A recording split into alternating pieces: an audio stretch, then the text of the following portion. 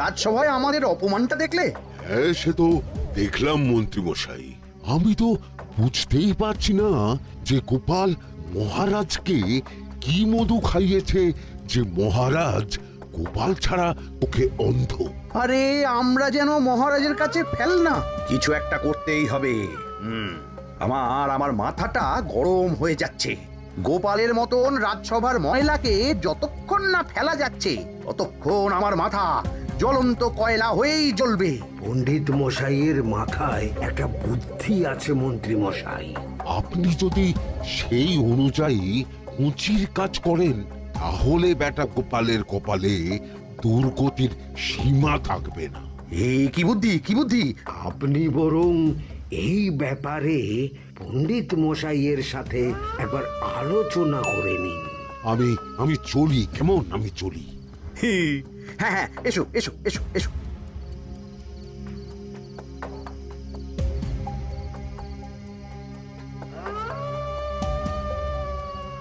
আরে ওই তো আমার বাঁ হাত ঘটা আসছে, বেটাকে দিয়ে একটা কাজ করাতে হবে।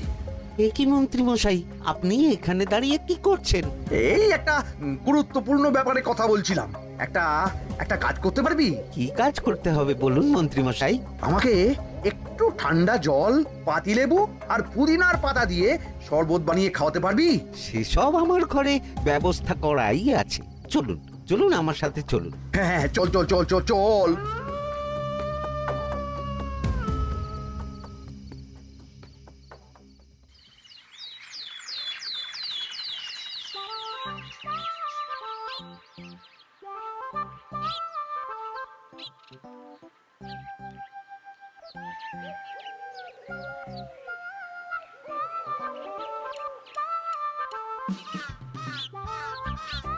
কি ব্যাপার পণ্ডিত, এত গুম মেরে আছো কেন? সকাল সকাল গিন্নি খুব বকেছেন মনে হচ্ছে। গিন্নির বাক্য সুধায় কান ভরে গেছে, আর কিছুই কানে ঢুকছে না। আরে দাঁড়াও দাঁড়াও পণ্ডিত, দাঁড়াও জ্যোতিষী। পণ্ডিত তো আমার কথা শুনতেই পেল না মনে হচ্ছে। তুমি তো দূর থেকে বলেছো, আমি তো বলেছি পাশ থেকে, তাতেও শুনতে পাইনি। কানের পোকা হলো নাকি? কি গো পণ্ডিত, ব্যাপার কি? কেমন বুঝছো? এ তো ভয়ানক কর্ণকোষ্ঠবদ্ধতার লক্ষণ। তুমি কচু বুঝেছো? আমার হয়েছে কর্ণগোপাল, তোমাদেরও হতো, কিন্তু তোমাদের দোকান কাটা বলে হয়নি। তুমি আমাদের অপমান করছো। তোমাদের অপমান বোধ থাকলে কোনো শব্দই কানে ঢুকতো না, শুধু একটাই শব্দ কানে বাজতো, গোপাল গোপাল গোপাল। এবারে রাজসভায় কিভাবে হেনস্থা হতে হলো মনে নেই?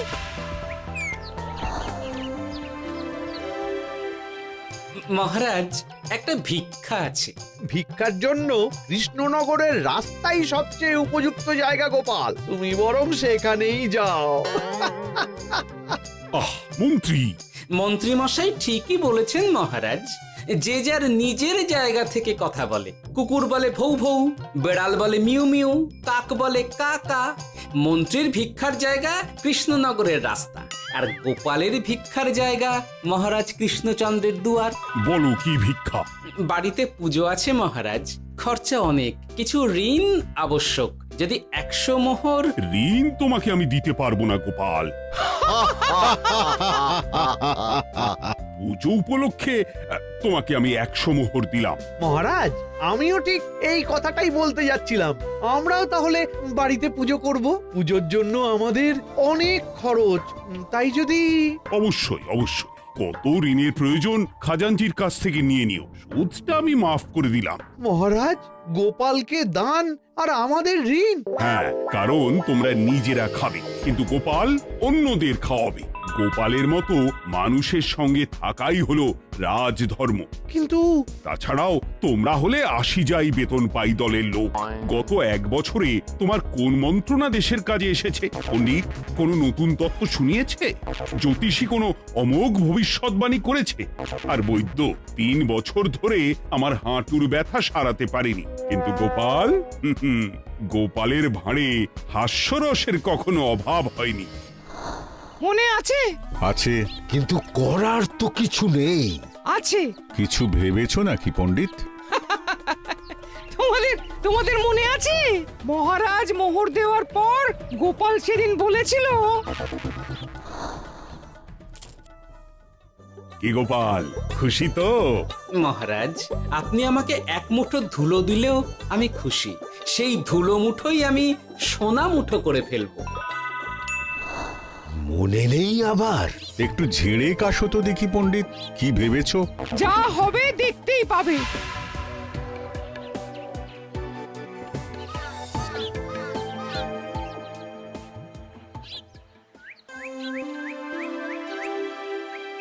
মহারাজের জয় হোক, মহারাজের জয় হোক। ওরে বাবা, এই যে সকাল সকাল চান করে ঠান্ডা লেগে গেল মনে হচ্ছে। মহারাজ, ওই কবি গান উপলক্ষে গত মাসটা আমি কৃষ্ণনগরের কোণে কোণে ঘুরে বেরিয়েছি। প্রজাদের মধ্যে একটা অসন্তোষ আমি লক্ষ্য করেছি মহারাজ। অসন্তোষ? আমি তো জানতাম আমার শাসনে প্রজারা সুখে আছে। সুখে তারা ভাসছে মহারাজ, কিন্তু একটাই অসুখ, তারা মহারাজের দর্শন পায় না। তারা মহারাজের পদধূলির জন্য আকুল হয়ে আছে, মহারাজের দর্শন পাওয়ার জন্য চাতকের মতো অপেক্ষা করছে। চিত্রকরকে দিয়ে চিত্র অঙ্কন করিয়ে বিলি করে দিলেই হলো।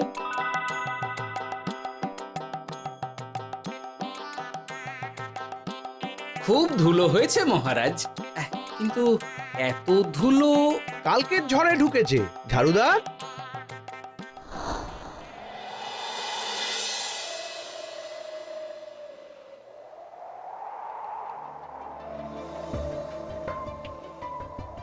এই সুযোগ, রাজসভা ফাঁকা, এমন ঝড় যে পেয়াদারাও বাইরে নেই। কাজটা সেরে ফেল, বুঝলি? কিরে, কাজটা কর।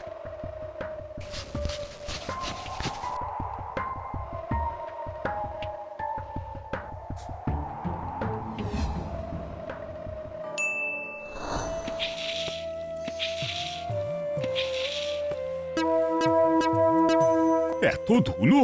উফ, মহারাজ, কাল ঝড়টা বড় সাংঘাতিক হয়েছিল। তা বটে। আচ্ছা গোপাল, তুমি বলেছিলে মহারাজ তোমাকে এক মুঠো ধুলো দিলেও সেটা সোনা হয়ে যাবে। এখনো সেই কথাই বলছি। মন থেকে বলেছিলে না মহারাজকে তেল দেবার জন্য? তেল দেওয়ার দায়িত্বটা তো আপনি নিজের কাঁধেই নিয়ে ফেলেছেন। আমি যা বলি সত্যি বলি। আজ যদি এই 4 ঝুড়ি ধুলো মহারাজ তোমাকে উপহার দেন, তখনও একই কথা বলবে? নিশ্চয়ই। মহারাজ, গোপালকে এই 4 ঝুড়ি ধুলো দেওয়ার হুকুম হোক। কি গোপাল, আমি তোমাকে যদি এই ধুলোর ঝুড়িগুলো দিই, তা থেকে সোনা আসবে নাকি? আসবে মহারাজ, মোহরের বস্তা আসবে। যদি না আসে, আপনি বলুন।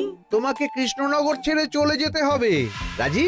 আর যদি আমি পারি, তাহলে আপনাকে এই মন্ত্রীর চাকরি ছেড়ে দিতে হবে। কি রাজি? কি মন্ত্রী, রাজি? রাজি। গোপাল? রাজি মহারাজ। আচ্ছা, আর কেউ মন্ত্রীর পক্ষে বাজি ধরেছেন নাকি? হ্যাঁ, আমি আমি আমি আমি ও গোপাল এবার যে মরণ কুয়োতে ঝাঁপিয়েছে, সেখান থেকে আর উঠে আসতে পারবে না। পুরো থেকে মোহরের বস্তা আসবে। এ হচ্ছে ওই গোপালের উন্মাদ রোগের শুরু।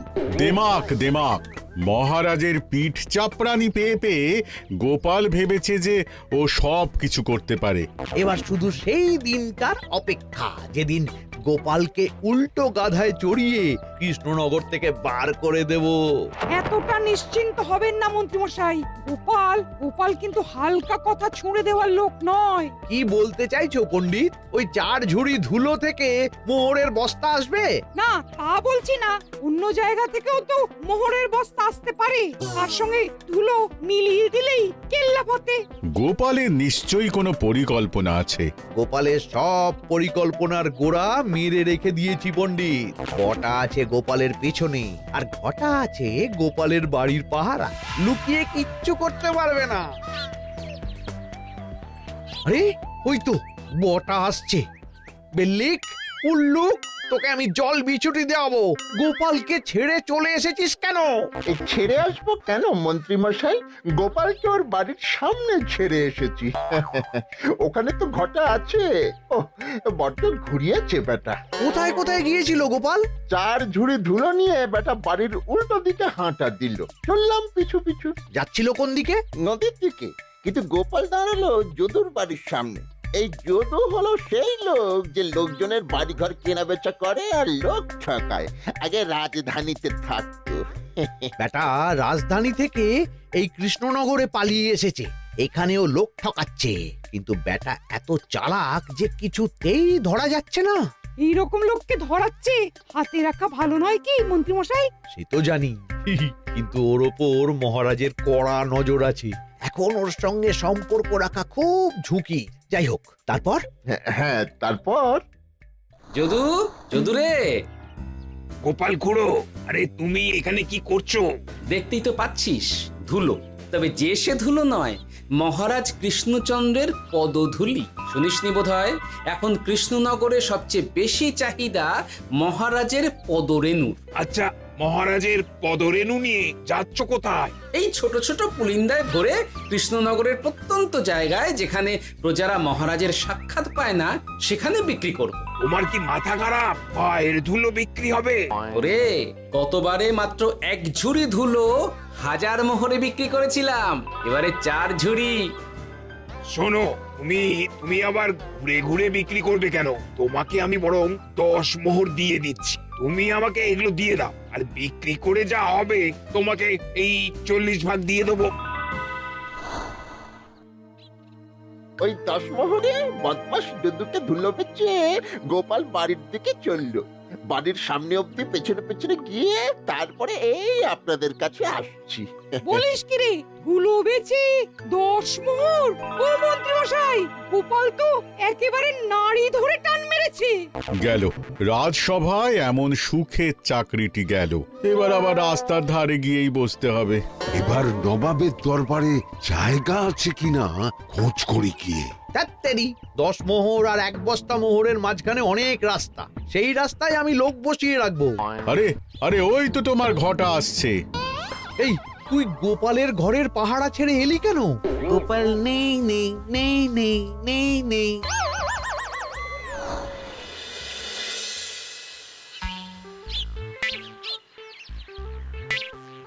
আরে, ভয় পেলি নাকি? না না না না না, ভয় পাবো কেন? শোন, তোকে পেয়ে আমার খুব ভালো হলো বুঝলি। তোকে আমার একটা কাজ করতে হবে। বলো বলো।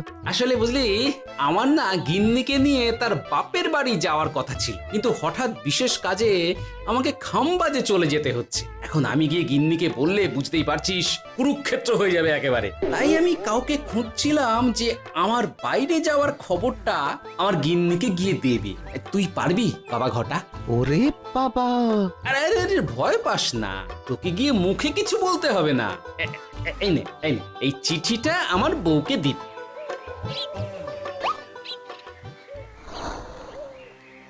কৃষ্ণনগর ছেড়ে চুপি চুপি চলে যাচ্ছি, চালাকিটা দেখেছেন? ওসব চালাকি আমি তুড়ি মেরে উড়িয়ে দেব। কি করবেন? চারিদিকে আমি অশ্বারোহী গুপ্তচর পাঠাচ্ছি। গোপালকে কোনো চালাকি করতে দেব না।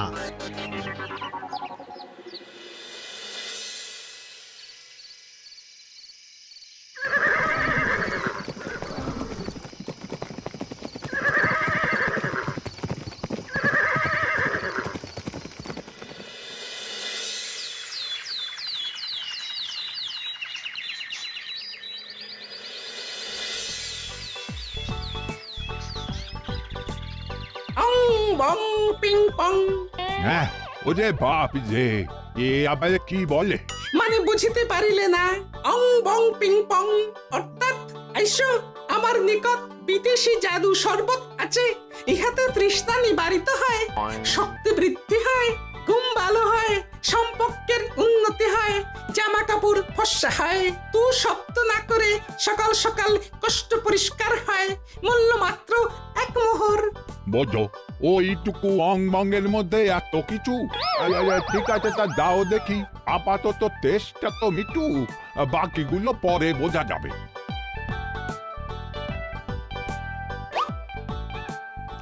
আহ বড় ভালো খেতে তো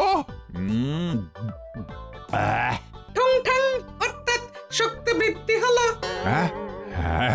হ্যাঁ মনে হচ্ছে গায়ে যেন দুগুণ বল পাচ্ছি। কি হয়েছে ভাই? এ কে? এ ভিন দেশ থেকে জাদু শরবত নিয়ে এসেছে গো। জাদু শরবত ভিন দেশ? একেবারে বহু ভুজা শরবত। খেলে তেষ্টা যাবে, গায়ে জোর হবে, ঘুম হবে, সম্পর্ক ভালো হবে, জামা কাপড় ফর্সা হবে, সকালে হ্রাস করে পেটও পরিষ্কার হবে। সে কি? দাও গো ভাই, আমাকেও দাও। গুড় জল, সঙ্গে একটু ভাজা মশলা, আমচুর আর বিট নুন, শুদ্ধ দেশি জিনিস। জানলে কেউ ছুঁয়েও দেখতো না, কিন্তু একটু বিদেশি গন্ধ দিতেই একেবারে হট্ট মেলা। আরে তোমরাও এসেছো দেখছি। সং সং শঙ্কা, লং লং লঙ্কা। মানে? অর্থাৎ এই শরবত খেলে আর শঙ্কা নাই, বুদ্ধি লঙ্কার মতন ঝাল হয়ে যাবে। তারপর ডং ডং ডঙ্কা, টং টং টঙ্কা, ফাইন ফাইন, অর্থাৎ টাকা আসবে আমার কাছে।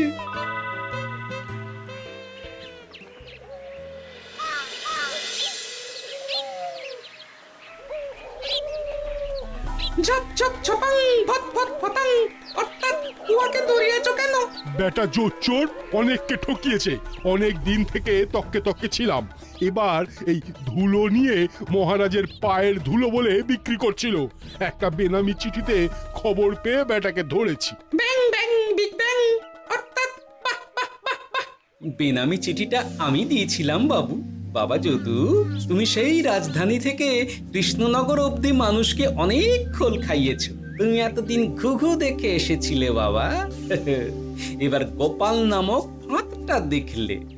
কতবার বলবো এইসব ধুলো আমি গোপালের কাছ থেকে কিনেছি। যা বলার ওই বিচারের সময় মহারাজকে বলবি। চল চল চল চল চল।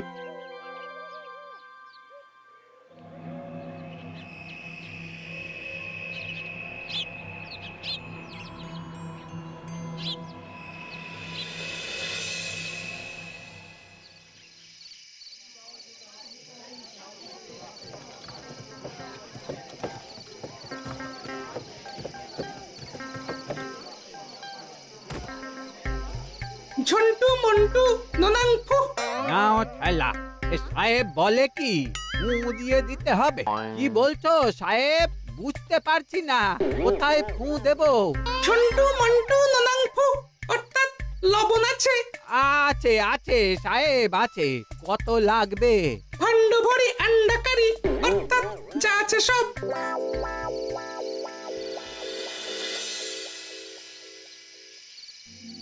ব্যাস, মোটামুটি আশেপাশে সব দোকানের নুন এখন আমার জিম্মায়। এবার আসল মজা শুরু হবে।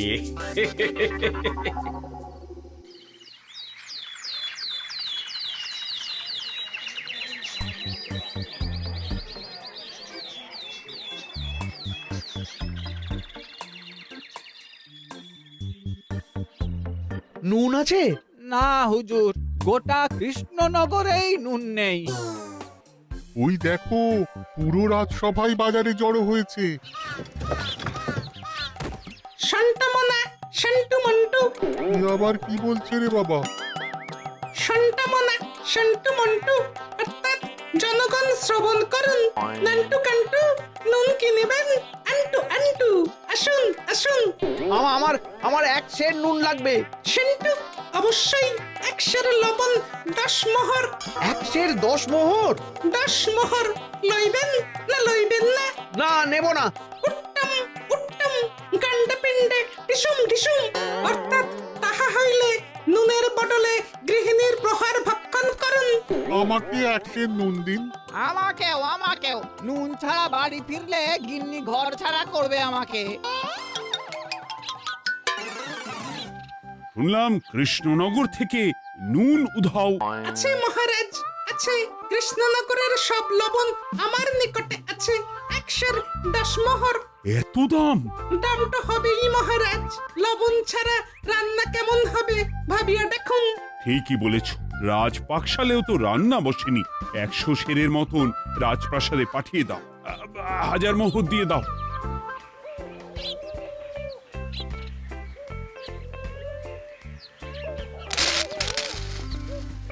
ব্যাস 1 বস্তা মোহর হয়ে গেছে। গোপাল, হ্যাঁ মহারাজ, গোপাল যে 4 ঝুড়ি ধুলো থেকে 1 বস্তা মোহর রোজগার করেছে। ইয়া বাত! চলো রাজসভায়, পুরো গল্পটা শুনতে হবে।